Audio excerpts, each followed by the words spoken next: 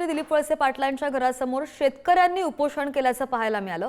शेतकऱ्यांना कर्जमाफी देण्याची मागणी सुद्धा यावेळी करण्यात आली आणि कर्जमाफी जर दिली नाही तर आत्महत्या करण्याचा इशारा या शेतकऱ्यांनी दिलाय। पिंपरी चिंचवडमधून आपण ही बातमी पाहतोय।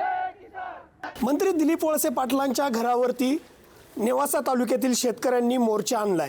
नक्की त्यांच्या मागण्या काय आहेत आपण जर बघितलं तर त्यांचा मोर्चा खरं तर त्यांच्या घरासमोर आलेला आहे। मनसर येथील त्यांचं जे घर आहे त्या घरावरती त्यांनी मोर्चा काढलेला आहे। त्यांच्या नक्की मागण्या काय आहेत, त्यांचे जे संपूर्ण जे शेतकरी आहे ते या ठिकाणी भर उन्हामध्ये बसल्याचं एकंदरीत पाहायला मिळतंय। ते उन्हाचा तडाखा वाढतोय आणि या उन्हाच्या तडाख्यामध्ये हे शेतकरी आहे त्यांच्या विविध मागण्यांसाठी खरं तर आंदोलन करतानाही पाहायला मिळतात।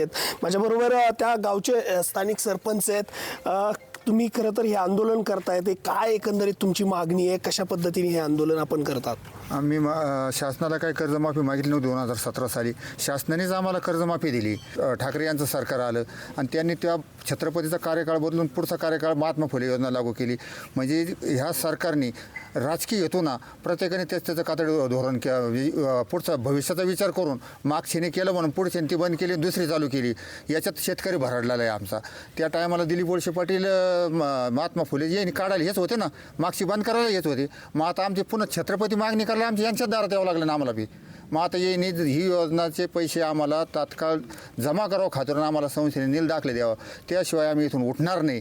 मला याला 4 दिवस जाऊ 8 दिवस जाऊ नाही, जर यांच्याने झालं जर मध्यवर्ती निवडणुका लागल्या आचारसंहिता लागली आम्ही ते 20% करून आत्महत्या करू, त्याच्याशिवाय इथून जाणार नाही। जाते तर आमचे प्रेत कर्जगावला जाते जाणार नाहीत।